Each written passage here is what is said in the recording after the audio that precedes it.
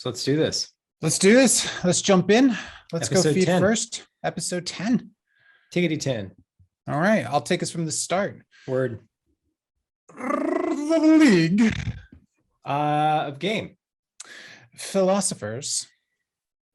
It's usually unscripted. And generally unedited. Video game podcasts. They're for you to enjoy. Yes. Yes.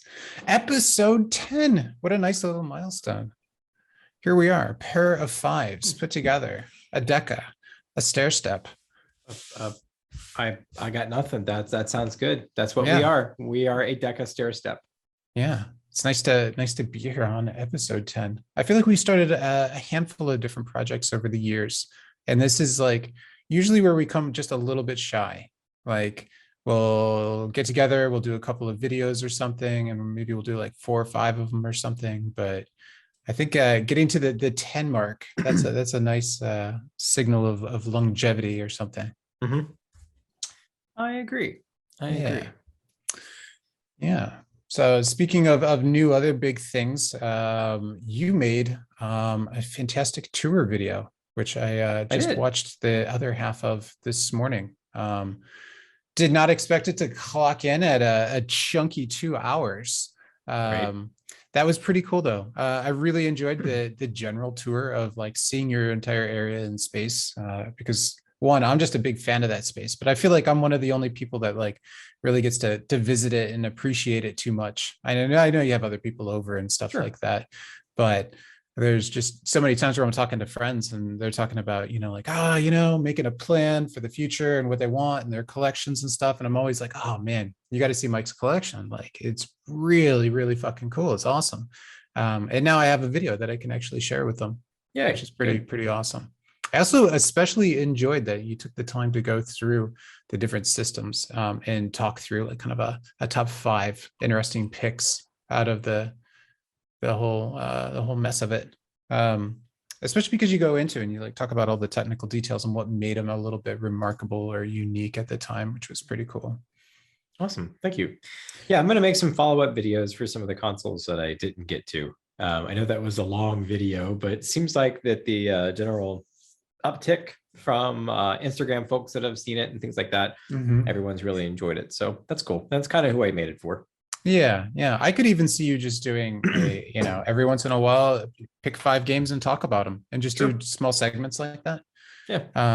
That would be cool. I really think you should do at least a segment on your arcade cabinets, because you just kind of showed them off, but people don't actually understand like all of the modifications and how it's all set up and stuff, which I think is particularly cool. I need to install a new marquee light on my big dynamo. Oh, that's right. Yeah. It went out. Yeah. I need to update that. And then maybe I'll do that. Maybe I'll do that then. Nice. Yeah, that should be good. So what you been up to, man? What you been playing lately? How's the world of gaming and on your side of the hill? Well, as you know, I have played through all 3 games in the Gargoyle trilogy. So Gargoyle's Quest, Quest 2, and Demon's Crest on the Super NES. That's been a lot of fun. Everybody go out to the website. I'll put a link in the description to check that out. I wrote a whole lot about that, those 3 games. I absolutely loved them. They were a whole lot of fun. So I kind of ate those up. And outside of that, picked up that Ninja Gaiden, I guess, Master Collection or whatever on Steam with Ninja Gaiden Sigma 1 and 2 and 3 Razor's Edge. So we've been kind of chipping through each one of those games. I'm probably not going to beat them. I mean, I've beat them numerous times in the past, but they're just kind of fun to chip through. I wanted to see them in like 4K and some other bells and whistles. And it's always fun to get stuff like that on PC as well, because the modding scene gets in there and does all sorts of stuff with it.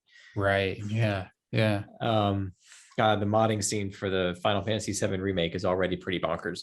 So it's always fun to follow stuff like that, even for old games. They can breathe new life into them and stuff. So for a pittance, a small price, it can be fun to revisit some old stuff with some new coat of paint, I guess. Yeah.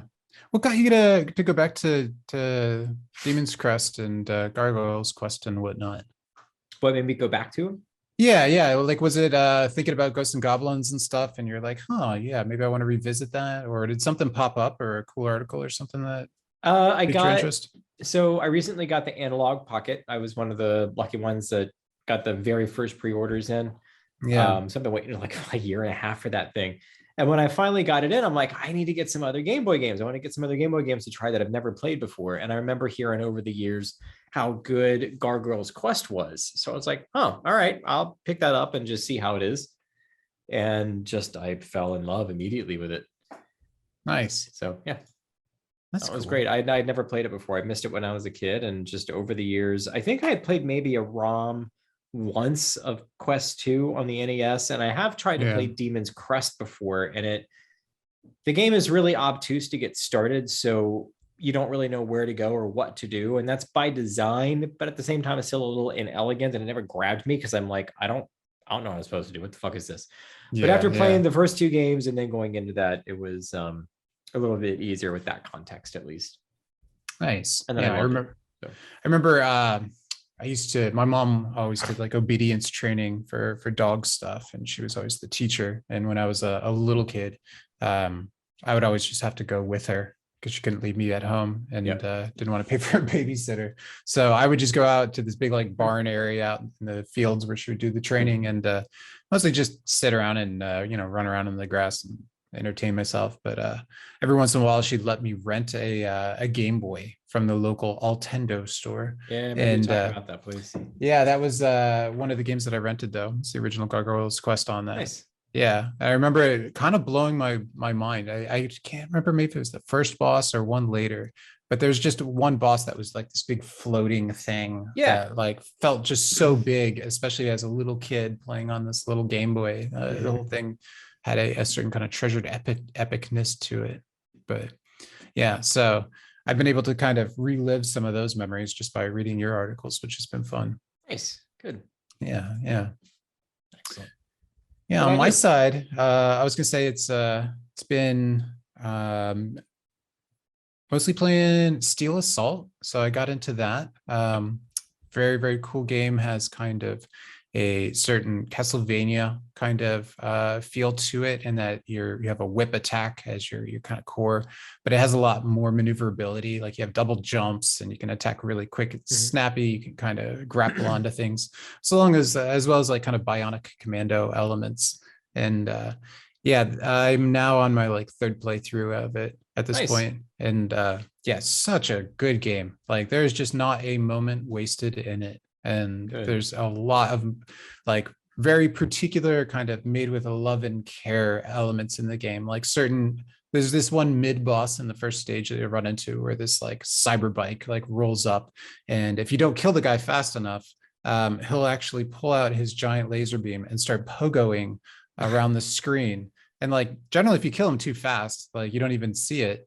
But otherwise, it is there, and it's like the only time it's used in the game. And there's Weird. a lot of like little bits and pieces like that. Like they went out of their way to make this moment really cool, even if they weren't going to reuse it. Yeah. It's a real quick, fast game. You can sit down and probably finish it. Like once you have it down, at least, probably in like a half hour or something like that. But there's just no time wasted. It's all about momentum. Like even the cutscenes are delivered while you're playing. So there's just a super pick up and playableness about it. And it's also subscribes to that kind of I guess uh thought theme style, I guess, of like 2D platformers, where it teaches you almost through like difficulty. Like if it wants you to learn that you can double jump and then shoot your wire to Mhm. extend your jump just a little bit, it'll just throw like an unblockable beam until you get your head around using the maneuverability. Like Okay. it never stops to say anything. It always just shows it. Sometimes in like a brutal fashion, but it feels really good once you get it down. Definitely good stuff. I'm probably going to work on getting just like a 1cc on normal for that, and then I'll probably put it down for a bit and come back to it though. Yeah. Super nice little surprise. That's something I've had my eye on. Nice. Yeah, the other big thing is playing Rimworld on the PC, Mhm. which is like if you imagine that show Firefly, It's got that kind of like Western future kind of thing going. Like you're a bunch of colonists that just landed on this planet, and it's essentially like a management sim where you're slowly, telling them to go gather resources, and you're building out a little base and defending yourselves against marauders. All the while, though, you're dealing with like very cool models of humans, and that they have little subsystems behind them, like their mood and personality, and all of that. And they, if you're not careful, they can have mental breakdowns and start setting the place on fire. And really kind of hard game to get into because it has all these weird systems and it doesn't exactly hold your hand. But once you see what it's actually doing, it's rather incredible, and I can't put it down. I've already probably put like 25 hours into it. So nice. Yeah. Definitely gonna be playing some more of that too. Yeah, so that's what I've been playing lately. Nice. Yeah, and just been in that platformy mood, which of course kind of gets us to perhaps one of the most iconic little platformer lemon shooting game ever. Ye old Tale of the Blue Bomber, Megamus Manimus. Megamus Manimus. I love Megamus Manimus. Megamus Manimus makes me very happy, miss. Yeah, that's like one of your all-time favorite series ever. Maybe your favorite little hero ever. Most certainly is. Yeah, Mega Man is my favorite hero ever. He is God, I discovered Mega Man when I first got my NES in 1989. And my dad at the time, I went over to his house for the weekend. My parents had gotten divorced, my mom had remarried. And he had gotten an NES before I was able to even buy my own, and he didn't buy me one. He bought one for himself, which I thought was amazing. But I got to play it when I went over to his house, and he had got Mega Man 2.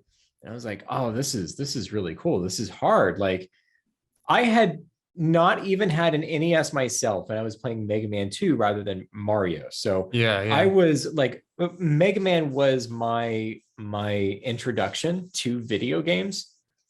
And Mega Man games, well, not my introduction. Like, I had the Atari 2600 and stuff growing up when they were married, and Atari 800 XL computers, some other stuff. So, of course, I played Pitfall, early Donkey Kong on the 2600, Frogger, Quicks. I showed you Quicks on the Sega Genesis. Yeah. What a curious, cool little game. That was on the I played that when I was 2-3 years old, on the Atari. So I grew up with all that, but I wasn't allowed to get an NES. And finally, when I finally got like $100 or something for my birthday in 1989.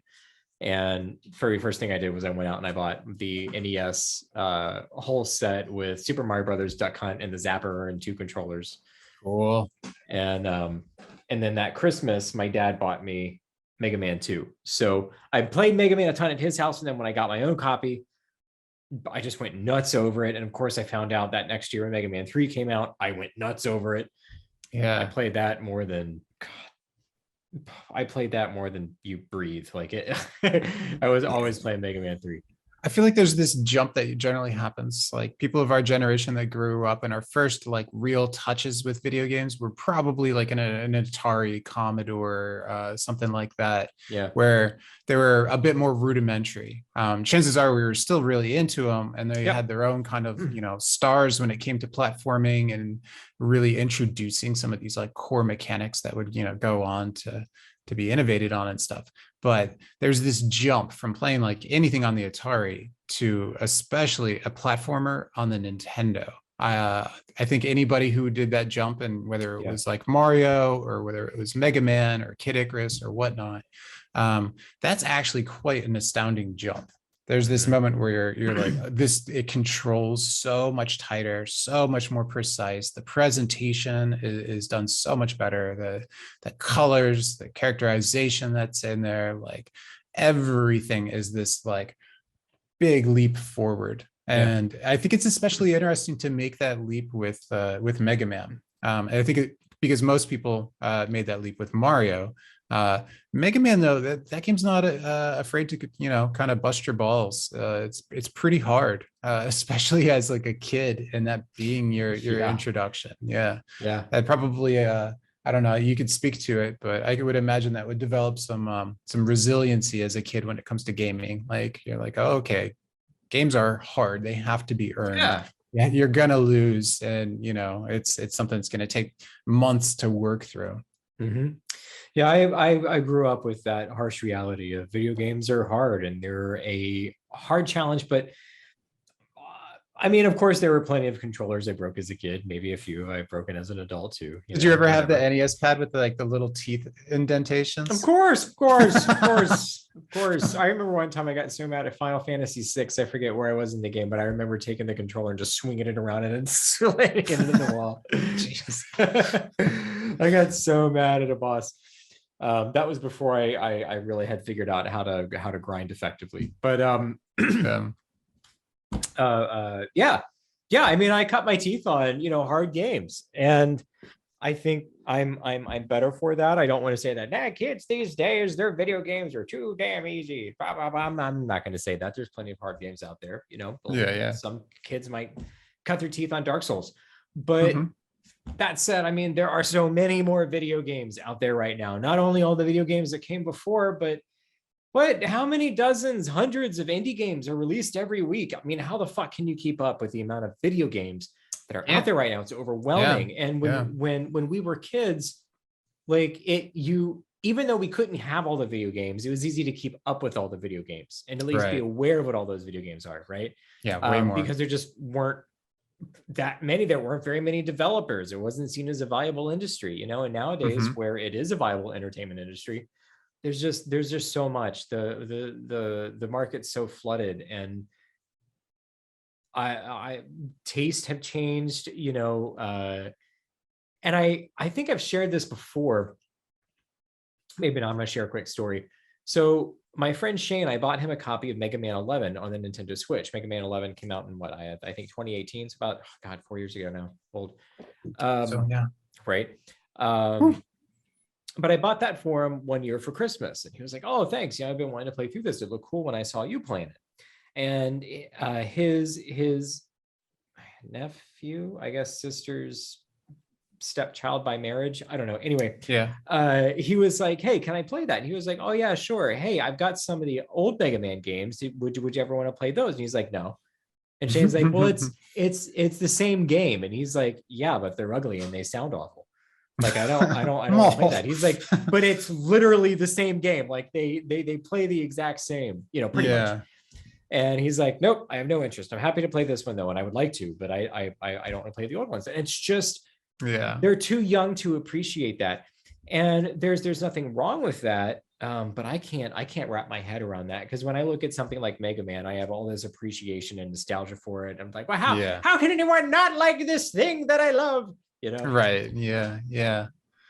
This is a tricky one, but I don't know. I would imagine though, what might happen is like that nephew, if they do really get into Mega Man, eventually they'll come around. And he might want to try it. If he really ends up liking the gameplay and stuff. Yeah.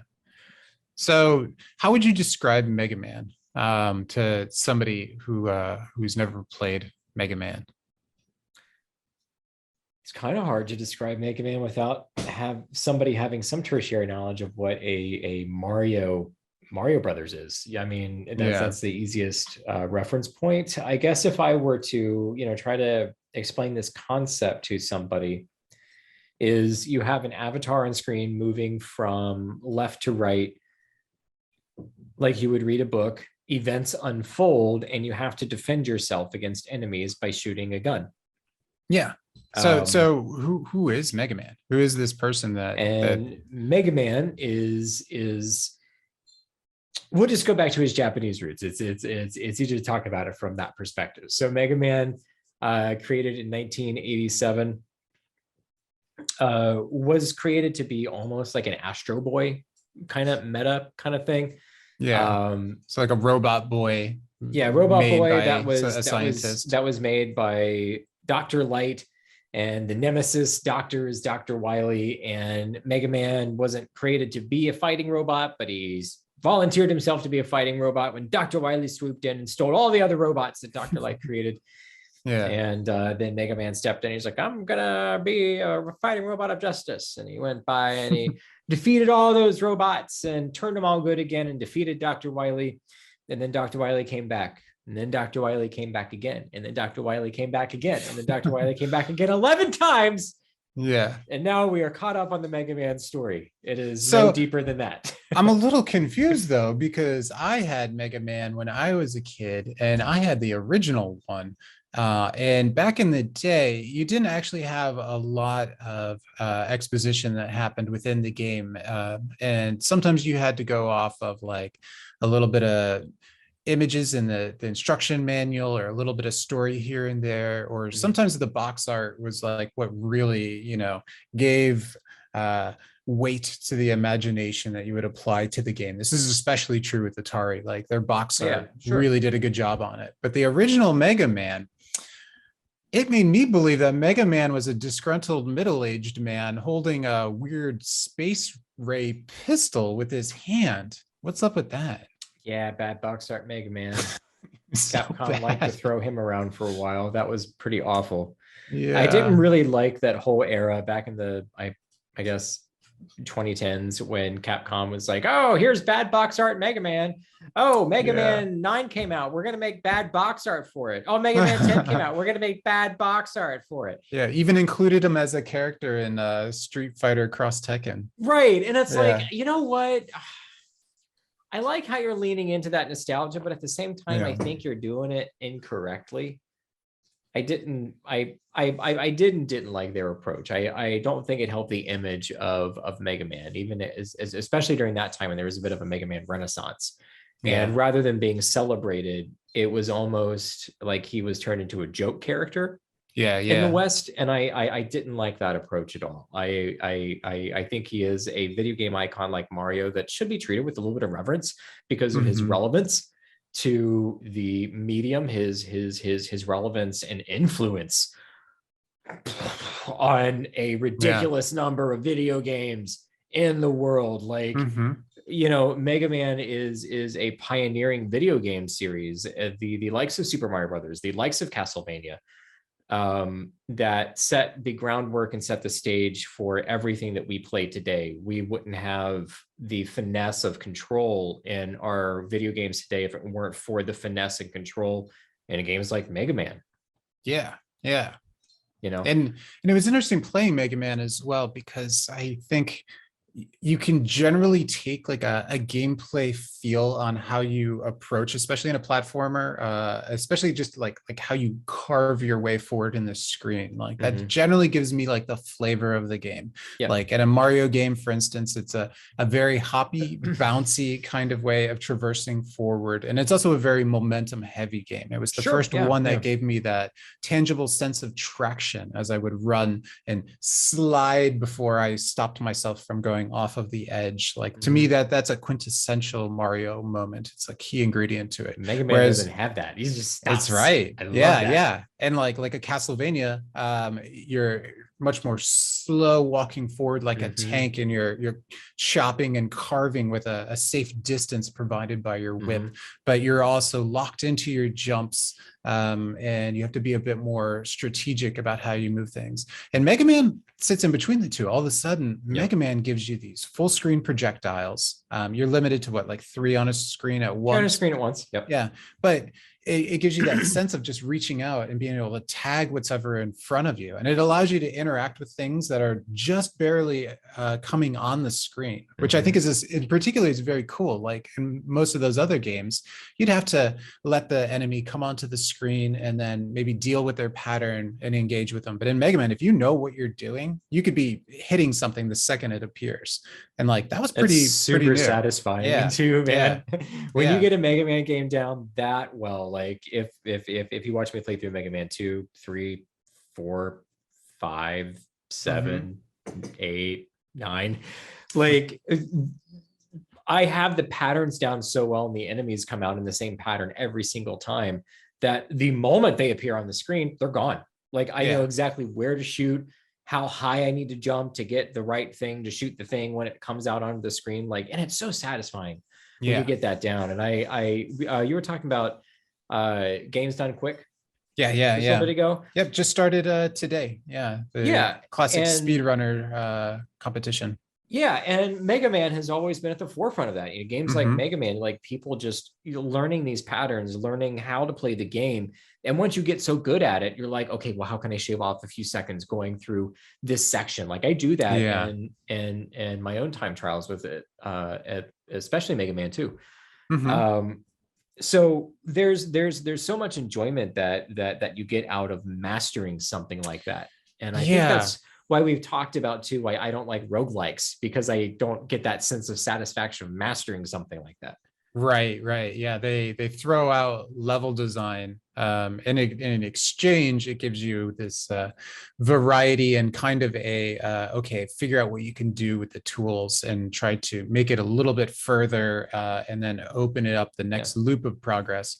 But yeah, what you trade off is really nice, clean, informative level design. And that's one of the things that I think if anybody's into game design, Mega Man games are a great case study on how to communicate with the player without saying much. Yeah. That you can introduce new enemies, show them how they work, and then let them get their head around it. And then what you'll find is in another screen or two, they'll then throw a couple varieties of it, or variations of those patterns at you. And then it keeps kind of building on itself. Yeah, I think especially with Mega Man games too, what comes to mind, like you mentioned with games done quick, because I was never super into speed running and stuff. If anything, I'm a little bit more into it now after playing through Metroid Dread, Sure, yeah. You a definitely took handful that of kind other of games. speedrun approach with Dread. Yeah, yeah, and I kind of am starting to feel that a bit with Steel Assault as well. And I just really enjoy it. Like I'm more into digging deeper into how people do it and watching them do it. I just think it's pretty cool. It's this neat, emergent, new kind of genre of playing games. But yeah, for me, it was when Mega Man 9 came out on like Xbox Live or whatever. I remember working for Morgan Stanley to help tech desk. I remember that, yeah. Yeah. And I'm just like taking calls and I'm fixing people's computer and remoting in. I remember texting you because you took the day off and you're like, we're gonna play Mega Man. And you were like, you could call in sick and come over and play Mega Man with me. And I was like, son of a bitch, I'm doing it. And so I called in sick. I went to your place and we just played Mega Man all day long. Oh yeah, and one of the and it was so good. I absolutely love that game. That's still probably one of my all-time favorite Mega Mans. But I remember very specifically, I can't remember what stage it was, but we just kept throwing the controller back and forth and just challenging each other to beat the stage as fast as possible. Yeah. And pretty I think soon, it was Galaxy Man stage, if I'm not mistaken. Okay. Yeah. It didn't take long though that all of a sudden we started taking hits on purpose in order to use the invincibility to bypass enemies, and we started really honing in on our sub weapons and trying to really put it all together. And that is fun. And that was actually probably the first time that I was like, maybe not knowing it at the time, but like that's the speedrunner mentality. That's the different way to play a game. But it opened my eyes to it, and all of a sudden, I mean, to this day, this is like one of these remarkable memories in my head of like, ooh, games are a little bit different now. Mega Man games can be approached different. Yep. So much fun, and it goes back to the gameplay and that design. It just lends itself to it. I think it stresses people out. I know it stresses Ryan, my partner, out whenever he watches me play Mega Man or really any platformer, because I will purposefully often take hits to get past something, rather than trying to kill all the enemies. If I can use 7, 8, 9, 10 frames of invincibility to run past a section and I've got plenty of health, fuck yes, I'm going to do that. Yeah, of course I am. But to somebody that doesn't play games like that and they're not in that mentality, that looks like reckless, like you're being reckless. And it's like, nope, I'm not being reckless. There's a whole plan to what I'm doing. I'm just not trying to communicate that to you because you're not going to understand. Yeah, and another thing that looks a little bit weird from the outside is that after you've already played and beat a game and you're really now striving for a deep like mastery of the game, all of a sudden it's not all about beating it because you've already done that, and now it's like experimentation. Like you're playing through a level and you're like, wait a minute, like if I can can I actually make this jump and skip this if I get it like, just pixel perfect and whatnot? And like all of a sudden you're doing other weird, risky things just to see if they work. And then, later, all of a sudden that gets baked together for these really nice seamless runs. But it's all part of the process. And that's really fun. That's like a different way of like adding replayability to the game, where now you have this explorative mindset instead of just this, challenge driven mindset. And again, Mega Man's they're just such great games for that in general. Yeah, for sure. So tell me, which games have you played recently in the Mega Man series? We talked a little bit about, the idea behind Mega Man as a concept, who he is as a character. He's got a whole supporting cast, quickly finished that off. He's got a whole supporting cast of, family members, his sister Roll, Dr. Light. Right. All 6 robot masters from the first Mega Man are technically part of the supporting cast canon. And Dr. Wily keeps coming back somehow. And of course, there's a spinoff series, the Mega Man X series, which Mega Man X is one of my very top 5 favorite video games ever created. It's super duper cool game. Yeah. But just overall, I mean, and of course that has a different storyline, but as we're talking about Mega Man, like the games that we're going to be talking about can encompass any games in the Mega Man series. So what are the ones that you've been playing? What are the ones that came to mind? What are the ones that you've played in the past? Stuff like that. Yeah, I don't return to the series as much as you. I know that's just like a mainstay. That's one of those things that when you have a little bit of free time, you just boot up, a Mega Man game and we'll start diving in. I usually kind of go in different directions. So the last ones that I had been playing were revisiting 9, and then playing through 11. And then I hadn't played a Mega Man game in quite some time. There was a couple other, what was that one kick-started Mega Man made by the same dude game? Mighty Number 9. Mighty Number 9. Yeah, I wanted to forget that game. Thanks. Yeah, I tried to get into that. I kind of bounced off of it and stuff. And then just recently on my little FPGA unit, started playing through Mega Man 2 because that was actually my first introduction to the series, was renting an NES and playing Mega Man 2. And just little bursts of playing it on the weekend, and then later got an NES of my own, and then got the original one, probably because it was like $20 at the time or something. But hadn't gone back and played Mega Man 2 probably since I was a kid. So went back, and I will say I didn't actually beat it, but I did get pretty deep into Wily's Castle. I think I got to the 3rd section of Wily's Castle. So I think I was maybe just one more section and then had the final boss fight or something like that. But yeah, I went pretty deep on it. And yeah, so that game in particular, man, I think that one is always going to be one of my favorites because it kind of hit this beautiful stride of still being real core classic Mega Man. Like it didn't have the Buster Shot or the slides or anything like that. Although it did introduce what's his favorite? Rush. That was 3. Oh yeah, that's right. It just had the items.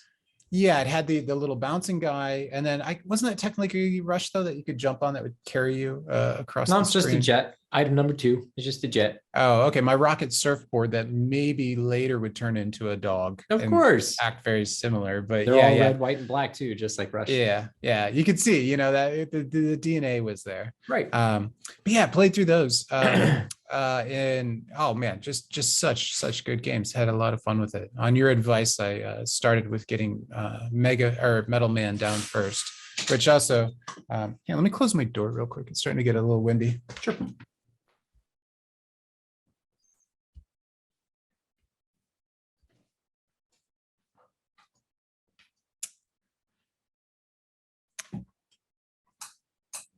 But yeah, played through that one. Got Metal Man first, which also brings up one of the other, or probably one of the key elements of a Mega Man game, is that you can absorb the powers of another. There's like a certain Highlander quality, you can only be one, and you take their powers on.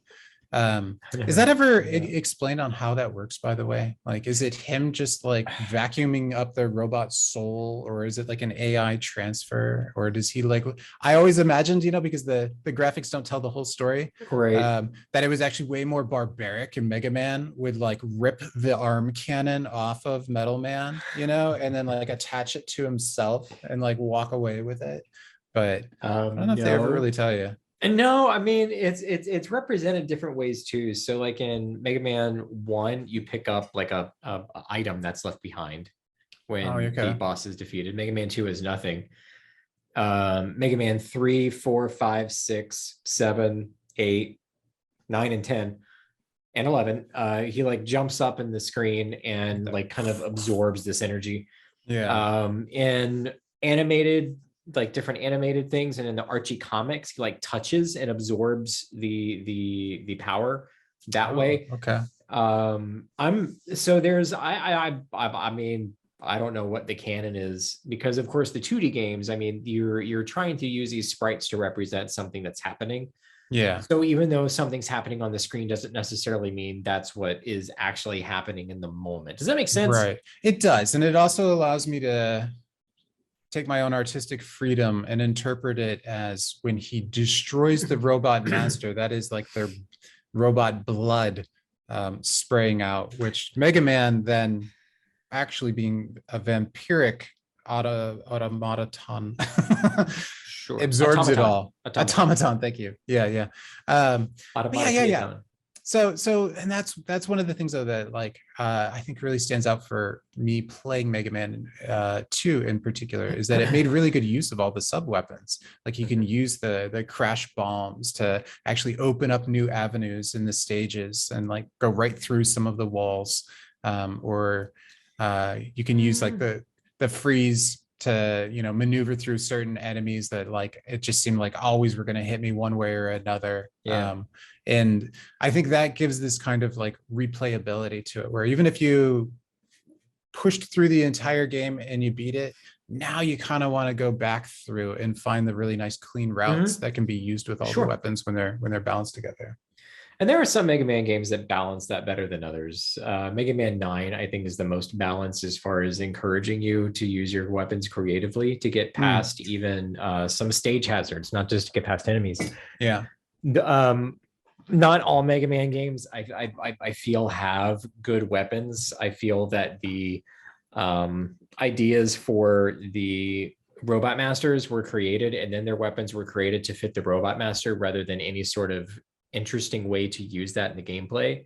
Yeah. Like, you ever going to use Search Snake when you get Search Snake when you beat Snake Man in Mega Man 3? Nope, you're going to use them to beat Gemini Man, and that's it. Yeah. Are you ever going to use Gemini Laser? Nope, you're going to use it to beat Needle Man. Are you ever going to use Needle Man? Well, if you don't have Snake Man beat, you can use it then.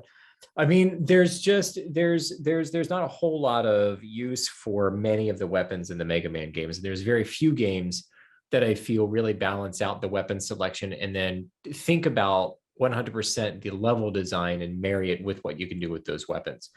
I'm not going to say that, say with Mega Man 3, which I think has useless weapons, even though I love that game, it has useless weapons. And I played that game a ton, and I can't find any good way to use most of the weapons throughout most of the game. I can't. I think probably the most useful one is Shadow Blade, because it's multi-directional. Kind of like a Metal Blade, and it doesn't use a whole lot of energy either. So it's probably the most useful weapon in the game. But outside of bosses, I find it hard to, and I can't tell you how many hundreds of hours I put into playing Mega Man 3. Mega Man 2, though, there are some people that say that it has useless weapons as well. I don't feel that's the case. I use all the weapons constantly, all throughout the stages. I hardly ever use his pea shooter in Mega Man 2. Not often. I don't. It's usually Metal Man's weapon unless something can't take it. But there's all sorts of other ways that I use other things as well. But so there's that. So you can't always count on the weapons being useful or even like, oh, yay, when you get it. So I don't know.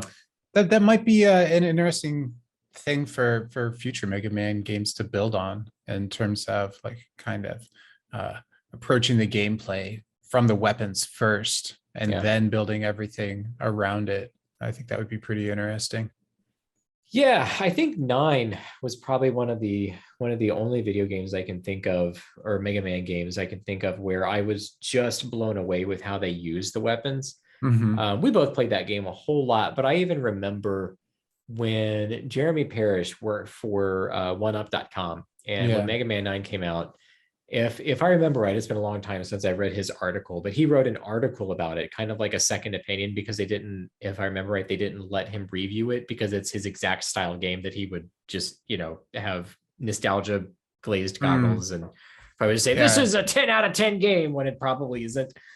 I get that. Um, Yeah.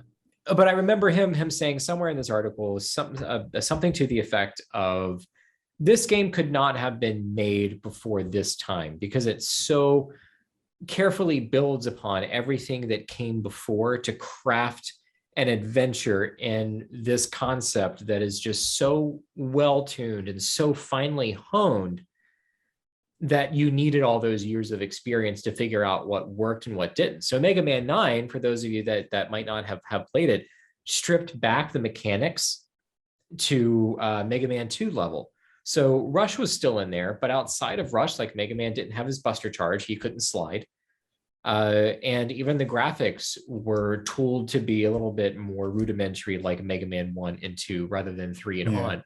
So it was definitely a callback to the roots and what really works. I mean, Mega Man's a jump and shoot game with pinpoint accuracy. You can stop on a dime.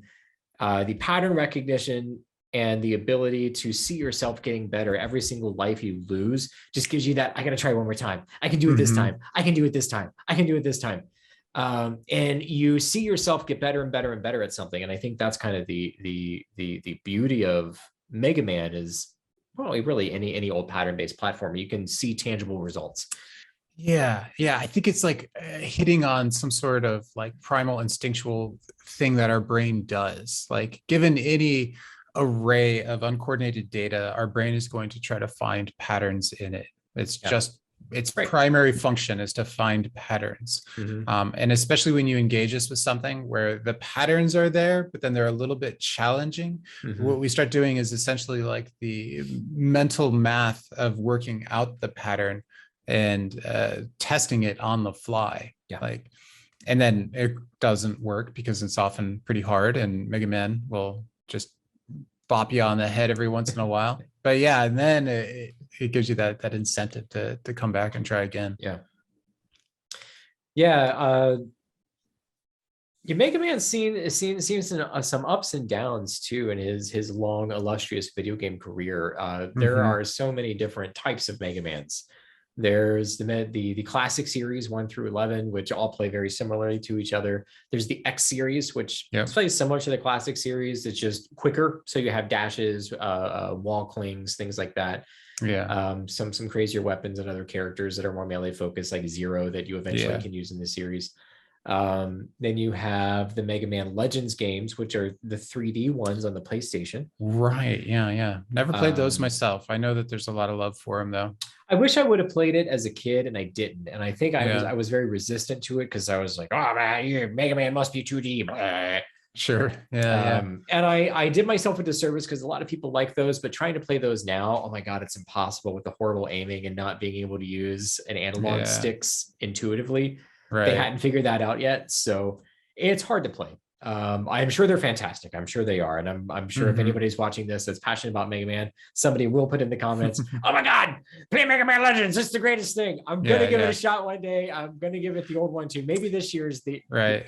Somebody might have even created a mod to rework the controls or something. Yeah. But anyway, then there was the Network Battle series on the Game Boy Advance, which were like a card-based RPG. I played that first one and actually played it through and I did too. I did too. Yeah. That was the only one, but I did. And I did enjoy it. It was fun. Yeah, it was cool. And I love that it was a different take on the story. All of a sudden, it was like kind of a reimagining where Mega Man was this little thing that existed, net Navi. Within the net. It was kind of like really your little AI Alexa companion, but it's fucking Mega Man, Yeah. That'd be so cool if I had a Mega Man companion, man. I would be talking to that thing all day long. Mega Man, do this. Mega Man, do that. Mega Man, play me some Mega Man music. I'll talk about the soundtrack in a second. Soundtracks, but let's see. Then you had the Star Force series, which came after that, which are similar card style RPGs for the DS. Star Force. Yeah. Why don't I have a memory of that? We were well into our 20s. Yeah. Was it still part of the Battle Network series? Yeah, kind of. Yeah, kind of an offshoot of that. Oh yeah, and then there was the Mega Man Zero series on the Game Boy Advance. Yeah, and those were a little bit more exploratory. Yeah, you had like a little more Metroidvania-y. Yeah, maybe a little bit of an EXP system or something like that. Yeah, actually, kind of feels a little bit like a Demon Crest. Yeah. Then you had the ZX and ZX Advent on the DS, which was kind of an offshoot of the Zero series. Right. Yeah. And then since then, there has not been a new Mega Man property made. Let's also not forget the Power Battle that it tried its hand at kind of an arcade style. Oh yeah, the arcade arena battles. Yeah. I have the second one, our arcade board on the CPS too. Yeah. It's a fantastically good time. It's got an awesome soundtrack. Yeah. Oh man. Yeah. Although now we're starting to bridge that gap though from like platformer classic kind of game, because the other thing that happened with Mega Man games is like they just went everywhere. Like if there was a genre that you could think of, there's probably a Mega Man version. Like kart racing, there's a Mega Man game out there. There's a Mega Man Battle Chase on the PS1. I have that. Yeah. There's the Super Adventure Rockman, which is a FMV game, which is very obscure but and strange and awful. I've never even heard of that. There's. Did they ever make a puzzle game? There's a board game on the NES called Rock Board. Well, there you go. Okay. Oh, the soccer game, right? Yeah. Rockman Soccer. I have Rockman Soccer. Yep. Yeah. What other weird offshoots have there been? I'm sure there's been others. There's tons of weird, awful mobile games, like a bunch of stuff based on the XX series. I don't know anything about the mobile games. I don't play mobile games at all. Yeah. I never have. I can't think of any others. Well, anybody viewing, if you can think of other Mega Man offshoots that we're not talking about, put them in the comments. Really interested. Join the conversation. Yeah, definitely. Do you think that was like deleterious to the series at all? Like that it spread itself too thin? Or do you think it kept its mainline games and it was just kind of fine to dip its toes in all those other weird genres? I don't know. Sometimes it works, sometimes it doesn't. I don't know if it's great for developers or publishers to keep trying to shoehorn a popular IP into every single possible game type. That said, Nintendo has seen a lot of a good experience with Mario. Mario's in a million different types of games, so why not do it with Mega Man, or why not do it with Sonic? You know, Mario and Sonic are probably the two that have the best track record of making good games that are offshoots of their mainline series. That are very different experiences. I can't think of any others that have had that level of success and finesse in those titles and making actually good offshoot titles. Not to say the Mega Man ones were bad, but they were generally mediocre at best. Mega Man's always been best as a Mega Man game. I agree. I don't think it's not deep enough to be anything more interesting, but it's also not shallow enough as like Mario in order to be able to fit in any mold and be like, oh, Mega Man makes sense there. But I mean, he's had plenty of cameos and stuff like that over the years. There was Mega Man X Command Mission, that RPG on the GameCube and the PlayStation too. Oh my gosh. It was a dungeon crawler. That. Felt a lot like Breath of Fire Dragon Quarter. Right. I totally forgot about that. Yeah. Not a great game. It's not that it's a bad game, it's just kind of boring and the story makes no sense. It's kind of repetitive. But I mean, there's a lot of different types of Mega Mans out there, and I think there's probably at least one in the core series Mega Man series is. There's probably at least one that anybody could jive with. You know, if you like things that are slower paced, try the Battle Network or the Star Force series. If it's more action oriented, like you like really fast paced action, try the X series. If you like more methodical action, try the classic series. Mm-hmm. There's really is a little bit of Mega Man for everybody. And I think that's one of the strengths of the series, is that certain aspects of Mega Man can fit different types of gamers. So he's a very versatile character that can fit in a few different, I think, genre types very well.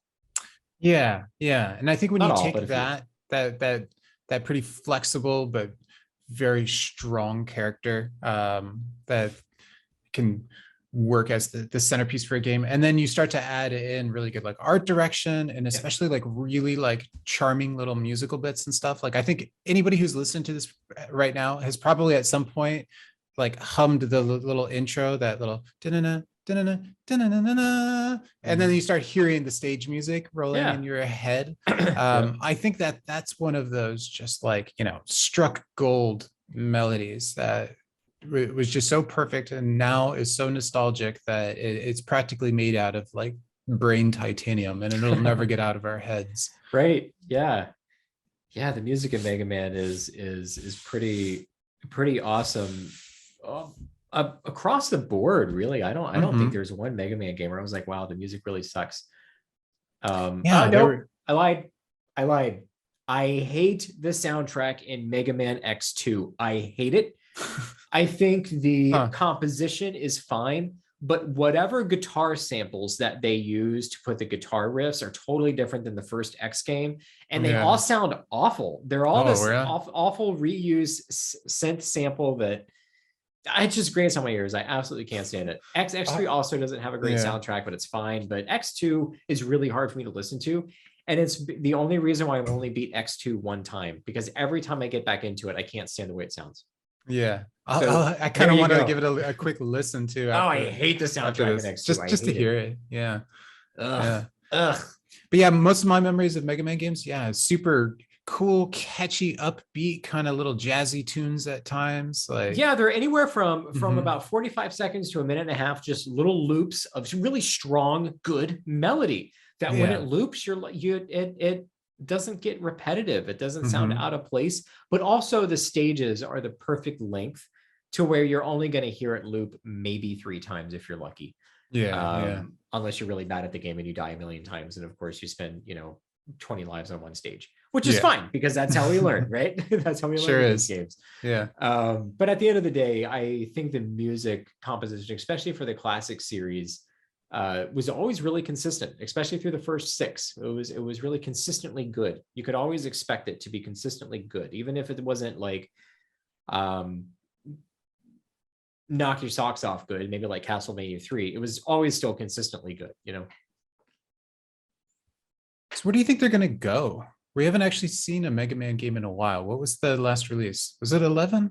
Was that the last actual? 11 was the last like new release in the series, and then there's been the X collection that came out, the 2 X collections, the Mega Man Zero collection. I know those sold well, and Capcom does that horrible thing where they throw shit out there and be like, hey, if people buy old stuff, that means they're gonna buy new stuff. No, that's not what it means, Capcom. Go fuck yourselves. But anyway, but that's what they do, right? And from what I understand, the X collection did exceed sales expectations. I don't know by how much. If we hear something about a new Mega Man game in the next like couple years, it wouldn't surprise me. I don't know if we will, but he is 35 this year. So 87. Yeah. It's 2022. So that's 35, right? Yeah. He'll be 35 this year. So, and I heard there's some sort of live action something movie, and I don't know. Sonic, I'm just going to assume that's maybe we'll see. Maybe it'll be awesome. We'll see. Yeah. We'll see. That fills me with fear, to be honest. But he might have something. They might announce something later on this year. I would love to see Mega Man 12. I would love to see a new X game. Because like Mario, and to a lesser degree Sonic, they've made the transition to 3D. And I feel like Mega Man tried and it stumbled a little, and then just ended up kind of going back to its roots. How would you feel if they made another attempt at making a 3D game for like the current generation? I'd be fine with it. I mean, I really want what I would really like as a fan, but also what I really like about video games overall is that I feel more than any other entertainment medium that's been around for as long as video games have, about 50 years, right? Yeah. As characters and as IP and franchises have come out, the ones that have endured, even if the publisher has not done anything with that property in a million years, like Konami and Castlevania, for example, Yeah. that brand is still very well recognized, especially in the Oh gaming yeah. community. Yeah. So it's easy to carry that forward, and I like it when publishers try to take an old IP and do something a little bit different with it.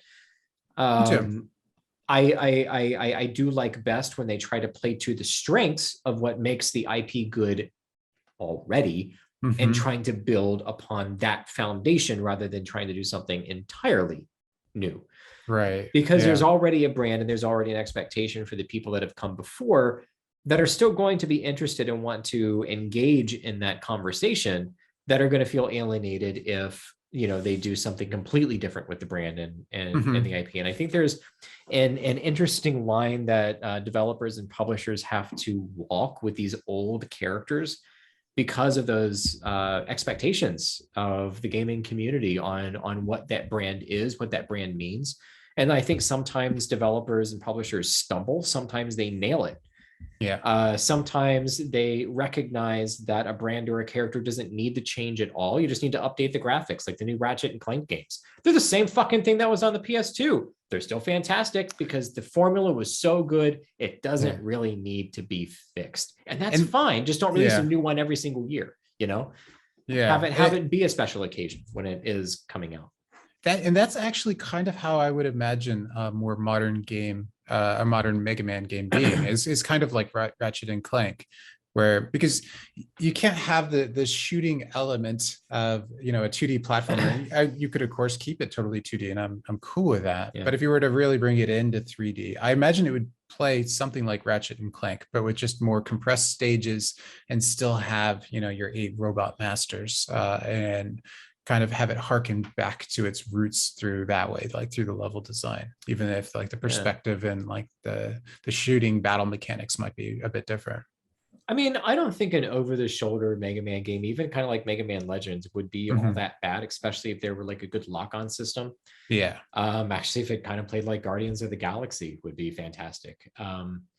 Maybe kind of like that, but a little bit deeper. But I think what they missed was, say, Mega Man X7 and X8, which were in 3D. X7 especially, like there were some 2D sections that were really slow and plotting. They didn't get the 2.5D right too well in there. Yeah. But there were like actual real 3D levels, and they sucked. Like it Yeah. was a horrible game. They sucked. X8 was 2.5D all the way through, so a better game. Yeah. But Yeah. X7 sucked, like, and it was really sad to see it suck as bad as it did. Like, and they tried that, but they didn't quite nail it with the amount of finesse you need to nail it with in order to make the gunplay feel good, along with platforming. Yeah. But I think you hit the nail on the head there. Something like Ratchet and Clank or something like Guardians of the Galaxy plays very similar to Ratchet and Clank. Yeah. I think would be a really good template to use in the Mega Man universe. I don't think that would be a stretch.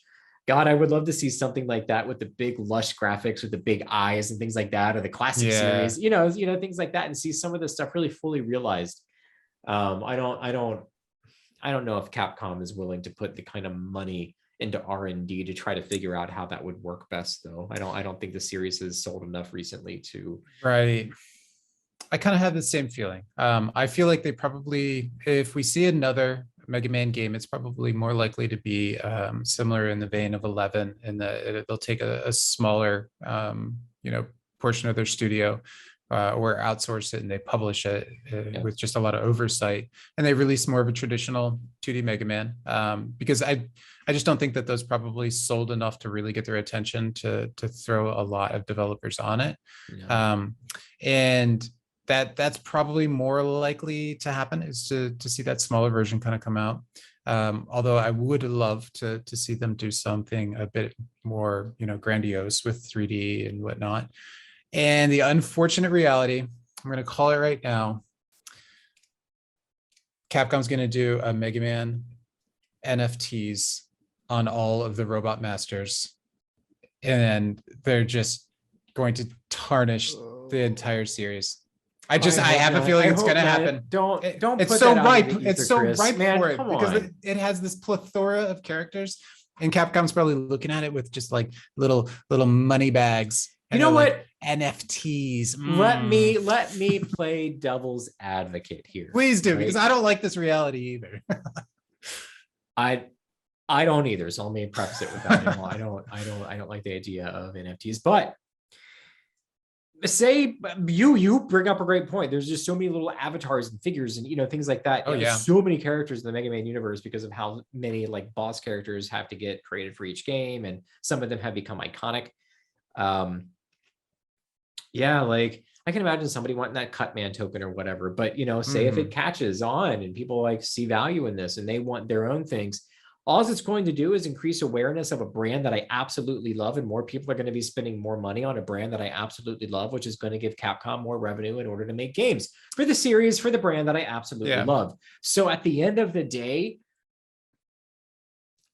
even if I don't like the moral aspect of it, and even if I don't engage in that NFT bullshit, I'm still going to buy the games. So I'm still supporting the NFTs bullshit in some way. So if it gets us a new my game, devil's advocate rant. Yeah. That's a pretty sunny side take on it, and I'm gonna hoist that up because I think a little optimism is always better than cynicism. So, okay, we're running a little short on time. For anybody who's listened to the end and is now thinking like, yeah, I want to play some Mega Man. Top 3 Mega Man games for anybody to play across the entire genre. Across the entire... Yeah, or the series. Yeah. Mega Man's kind of its own genre. We'll just say that. Mega Man is some genre of the action adventure games. Yeah. If you had to pick 3 of them, what comes to mind?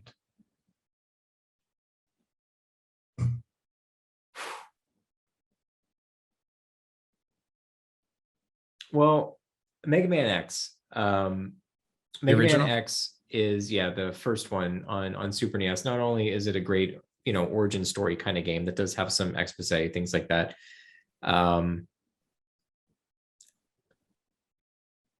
It's so well balanced and honed to teach you how to play the game as you're going on. Mega Man does a good job at that anyway. Mega Man X, I think, does a better job of that than most other Mega Man games.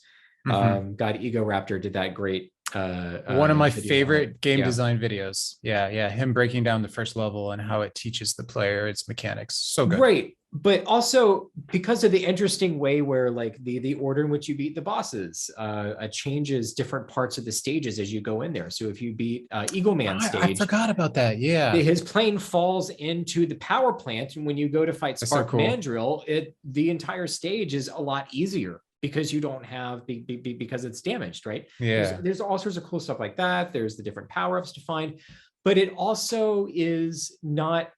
It's difficult. It's a very hard game, but it is one of the easier, I guess, Mega Man games to ease into because so a good on-ramp to the series. Like yeah, it's a really great on-ramp to Mega Man in general.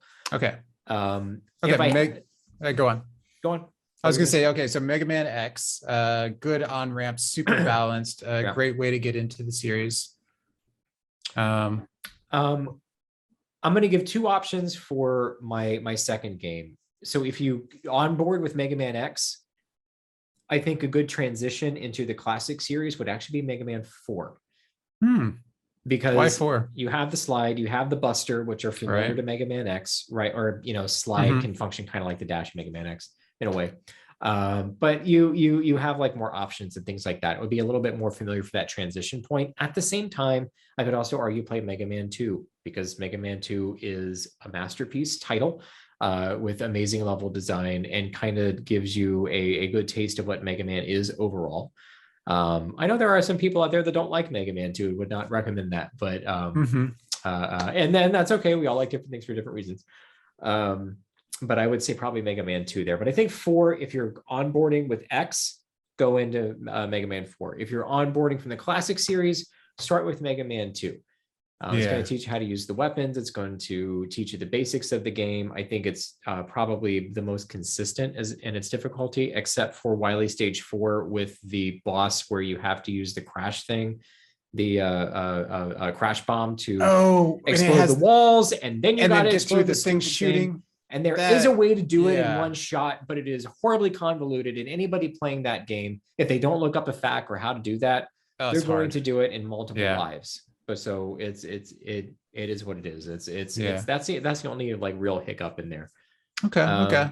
So Mega Man X and then Mega Man 4, great way to flesh out and feel the classic parts of the series, and potentially 2. And then what do you cap it off with?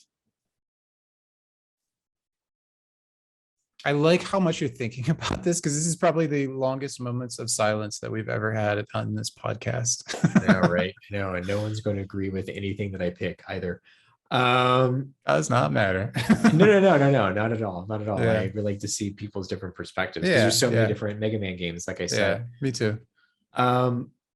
You know, I mean, I'm old school, and I haven't played a whole lot of the Mega Man Zero series. I want to get into it this year. I have some of the Game Boy Advance games I'm really excited to play in my Analog Pocket.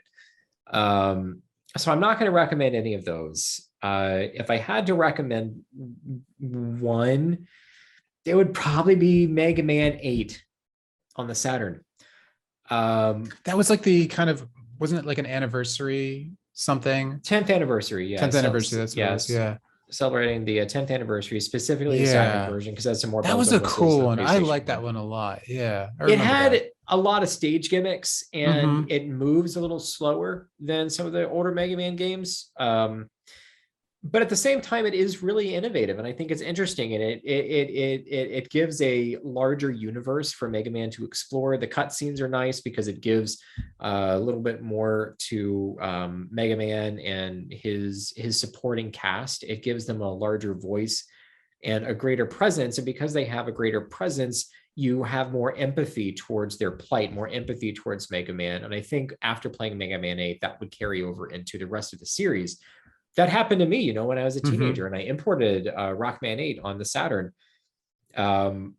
Having that greater context onto who these characters are and how they interact, and seeing them in a more realistic light in these, you know, anime cutscenes, and interact with each other that way. I always think about that whenever I get, you know, play another Mega Man game, and I think about those interactions that you don't see.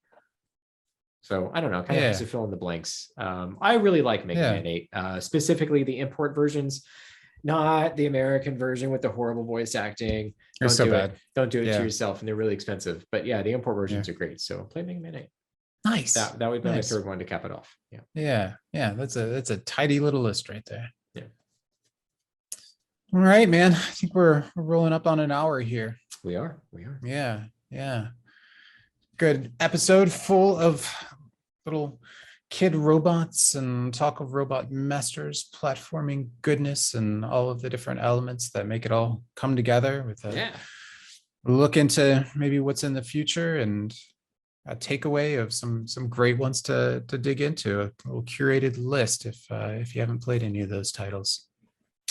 There you go. I'll actually, when I upload this, I'll put that little curated list at the bottom, or in the doobly-doo, I guess, not the bottom. The doobly-doo. Yeah. Oh my gosh, what was that? PBS Ideas channel? Yeah, man. Gosh. Mike Rugnetta. I miss that guy. He was great. Yeah, he was. Mike Rugnetta, if you're out there and you see this, hello, you're a great man. You got me. Your work is awesome. Yeah. Oh, his video on bullet hell stuff. I still go back and like watch that like once a year and end up like sending the link to people. Yeah. So good. I need to go back and watch that again. I don't know if I am familiar with that one.